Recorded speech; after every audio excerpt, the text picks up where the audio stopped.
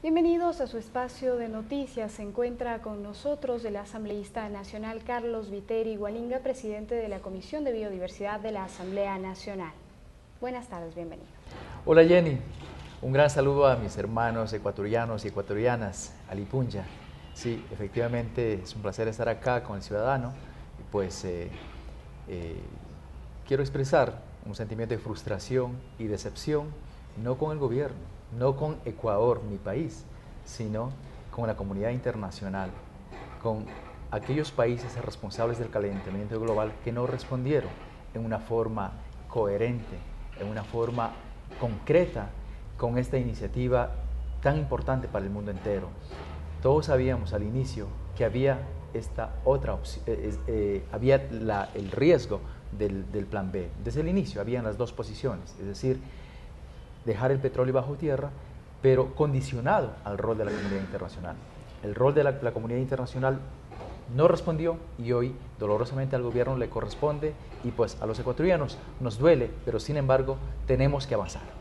Una responsabilidad social asambleísta que tenían los países desarrollados, países que no supieron tener la altura de esta iniciativa revolucionaria que ha planteado el presidente Rafael Correa. La iniciativa Yasuní ITT sin duda se adelantó a los actuales tiempos. Bueno, hemos constatado una vez más el doble discurso de los países responsables de la contaminación planetaria, sobre todo aquellos que por un lado aplaudieron, felicitaron, pero no concretaron apoyo alguno, de tal manera que es importante poner las cosas en este contexto, pues no en vano el protocolo de Kioto, que fue suscrito en 1997, a más de 15 años, ha sido un fracaso. Ecuador ha tenido que esperar 6 años para que haya una respuesta concreta. No podemos esperar más. Las urgencias del país, las situaciones de pobreza del país no pueden esperar y la decisión del compañero presidente ha sido una decisión dolorosa pero necesaria y en eso es importante pues que los ecuatorianos que hemos apoyado ese sueño de Yasuní sigamos en esa línea porque se corta o se pone fin a la iniciativa Yasuní ITT, pero no se pone fin a los objetivos de defensa de la biodiversidad, de los pueblos en aislamiento, a los objetivos de caminar hacia una matriz energética diferente, hacia una matriz productiva para dejar de ser primarios exportadores. Una vez que concluyó el debate a nivel internacional, se pasa ineludiblemente a la Asamblea Nacional. Será ella la que tendrá que decidir de alguna manera esta situación de la explotación y el Ejecutivo tendrá que presentar de manera fundamentada los documentos para poder realizar el debate. ¿Cómo se realizará esto? Sí, el presidente ha sido absolutamente claro en anunciar al país y pues al mundo entero de la petición que va a plantear a la Asamblea Nacional. Efectivamente informó que están preparando, ha pedido la preparación de la información fundamental. No, afortunadamente la Constitución es absolutamente clara en su artículo 407 y nos da la vía. Este artículo establece prohibiciones a las actividades extractivas en áreas protegidas y áreas declaradas intangibles. Sin embargo, plantea excepciones. Plantea excepciones cuando hay un estado de necesidad justificante, de tal manera que allí la Constitución establece que los asambleístas pueden declarar interés nacional ¿ya? Para permitir la aplicación de esta excepción en áreas protegidas. Plantea otra opción igualmente constitucional, optativa, el tema de la consulta, pues esto es algo que pues, la Asamblea tendrá que analizarlo profundamente. No podemos olvidarnos de que el país tiene necesidades sumamente urgentes y este es un tema que se ha dilatado bastante, 6 años de espera, y la Asamblea tiene que responderlo, ceñido a la Constitución en forma urgente. Usted ha hablado del tema de la consulta popular, un tema fundamental e importante. ¿Será quizás pertinente realizarlo en cuestión de tiempo? Se ha señalado que posiblemente se estaría explotando este campo en 2015. Bueno, es importante allí señalar que la Ley Orgánica de la Función Legislativa es absolutamente clara, ¿no? Manifiesta que el tratamiento primeramente llega desde el Ejecutivo hasta a la Asamblea Nacional, y la Asamblea Nacional tiene que debatir en dos reuniones, en dos sesiones del Pleno, antes de pues, aprobar la petición que formule el presidente de la República. ¿Esto se realizará como el trámite de una ley normal? ¿Cuántos días tomará? ¿Quizás la Asamblea tenga un plazo establecido para aquello? Bueno, la ley orgánica señala, y es necesario leer lo que señala la ley orgánica, ¿no? El artículo 49, en relación a la declaratoria de interés nacional, menciona: el Pleno de la Asamblea Nacional, en dos debates y por mayoría absoluta de sus integrantes, podrá declarar de interés nacional la petición de la Presidenta o Presidente de la República en relación con la explotación de recursos no renovables en áreas protegidas y en zonas declaradas como intangibles, incluida la explotación forestal. Pues allí los plazos van desde, por ejemplo, desde que se recibe la petición, 45 días, pues para elevar un informe a la Presidencia, y después 15 días igualmente para el tratamiento en el primer debate, y otros 45 días para que transcurra hacia el segundo debate. Sin embargo, nosotros estamos absolutamente conscientes de que este tema es un tema urgente. Si bien pues es un tema que tenemos que analizarlo con profunda seriedad, con profundo patriotismo, ceñidos a la Constitución, no es menos cierto que el país requiere de respuestas urgentes. Si bien es cierto, la Asamblea Nacional está conformada por una mayoría oficialista, el debate quizás y la confrontación se den en las calles. Los movimientos sociales han anunciado ya algunas marchas, sobre todo para finales de este mes, quizás la próxima semana, y será ahí donde se vea quizás este poder que tiene la Asamblea Nacional para reorganizar y replantear estas propuestas nacionales. Bueno, la Constitución establece las atribuciones del Estado, del Presidente de la República, en temas como los sectores estratégicos. Le corresponde, pues está explicado con claridad en el artículo 313 sobre la administración, regulación, control y gestión de los sectores estratégicos, en donde se establece que el Estado se reserva el derecho de administrar, regular, controlar y gestionar los sectores estratégicos de conformidad con los principios de sostenibilidad ambiental, precaución, prevención y eficiencia. Y en este caso, el compañero presidente está actuando según lo que la Constitución le atribuye, pues siendo de competencia del Estado y del presidente de la República este tema, pues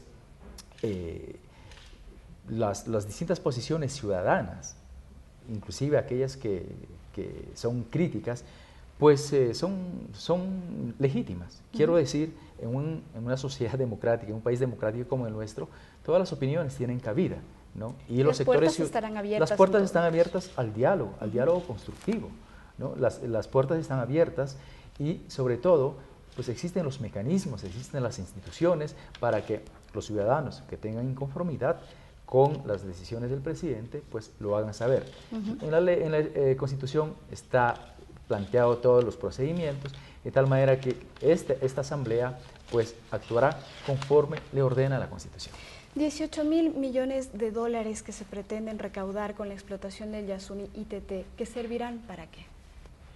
Bueno, para muchas cosas. Son 18.000 millones de dólares que van a servir para profundizar el proceso de transformación que vive el Ecuador. Y quisiera en esto ser un poco más enfático en lo que tiene que ver, por ejemplo, a regiones tan importantes como nuestra Amazonía, de donde surge el petróleo, ¿no? En la Amazonía, en las comunidades ancestrales, en las comunidades campesinas colonas, inclusive en los cantones y en las capitales de provincias, existen enormes necesidades. En este gobierno, por primera vez en la historia, pues los recursos, el presupuesto proveniente del principal recurso, como es el petróleo, empieza a retornar a la Amazonía. Y de hecho, los cambios son importantísimos que se viven en la Amazonía en términos de dotación de servicios, carreteras, hospitales, escuelas de milenio, pues vialidad. son enormes. Sin embargo, todavía tenemos incidencia de pobreza extrema. Las comunidades a nivel de los pueblos ancestrales todavía tienen esa situación de mayor incidencia de la pobreza extrema, y por otro lado, pues requieren servicios básicos, comunicación, energía, salud, transporte, en fin, lo que todo ciudadano requiere. El presidente ya ha ratificado que la pobreza extrema no tiene que ser parte del folclore de nuestro país, y en ese sentido, asambleísta, quisiera consultarle por un tema también bastante sensible. Los pueblos en aislamiento voluntario se mueven dentro del territorio del Yasuní. Hay una zona intangible que está protegida por el Estado, pero quizás es el tema de la extracción petrolera el punto álgido en este tema. ¿Será que se afectan los derechos fundamentales de los pueblos en aislamiento voluntario? En lo que corresponde a la Asamblea Nacional, efectivamente, pues es un tema que se analizará de acuerdo a lo que establece el artículo 57 de la Constitución, pues claramente asegura, protege los derechos de los pueblos en aislamiento, de tal manera que allí se aplica la Constitución.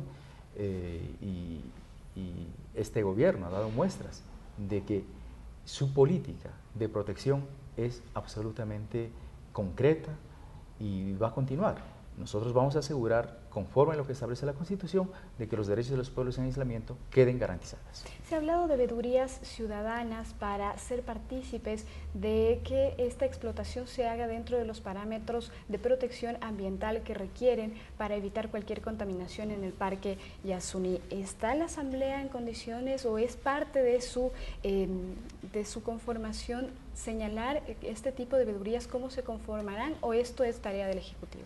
Bueno, yo creo que el tema de las veedurías es parte del proceso, es sumamente importante, el presidente lo ha anunciado, y es una magnífica idea. Yo creo que una veeduría internacional donde que integren profesionales especialistas en distintos temas va a ser necesario a nivel internacional y a nivel nacional también. Creo que allí pues la Secretaría de Participación Ciudadana tiene un rol sumamente importante. Igualmente, la Asamblea va a cumplir con aquello que es su función. Su función es legislar y fiscalizar. En ese sentido, pues nosotros desde esa perspectiva de la fiscalización, pues acompañaremos de tal manera que las decisiones que se adopten desde la Asamblea Nacional se cumpla la Constitución en todos los niveles. Usted, como uno de los representantes indígenas en la Asamblea Nacional, ¿cree usted que las protestas que se avecinan, porque ya se han anunciado, tendrán el nivel que se requieren para iniciar este debate? Bueno, yo antes mencioné que los ciudadanos y ciudadanas están en su derecho de expresar sus opiniones, ¿no? Y hay los mecanismos para hacerlo. Hay los mecanismos para hacerlo dentro del marco que establecen las leyes y la Constitución. De tal manera que, pues, sin embargo, ya estamos viendo de que por ahí hay amenazas, por allí se habla de levantamientos, declaraciones alarmistas. Yo creo que eso es innecesario, ¿no? Las personas pueden plantear sus opiniones y su pensamiento en el plano del diálogo, en el plano del debate de las ideas. De tal manera que eso es bienvenida a la oposición constructiva, ¿ya? Y un asunto que es necesario enfatizar es lo siguiente. Una oposición o acciones de protesta en base a la desvirtuación de la realidad, en base a la manipulación de la información, en base a la exageración, no tiene cabida. Por ahí ya se ha dicho que la terminación de la iniciativa Yasuní-ITT equivale a la devastación del Yasuní. Y se ha dicho también por ahí que el gobierno ha tomado una decisión para aniquilar la última reserva biodiversa del Ecuador y del planeta. Eso no es cierto. Eso no es cierto. El Yasuní tiene alrededor de 1 millón de hectáreas, y en donde se intervendrá es apenas un área absolutamente reducida que equivale al 1 por 1000 del territorio. Estamos hablando, según todos los estudios y las bases estadísticas, que la afectación estaría entre los 200 500 hectáreas, en un área donde ya se viene interviniendo desde 1949 a través de la compañía Shell y hay actividad petrolera desde 1985. De tal manera que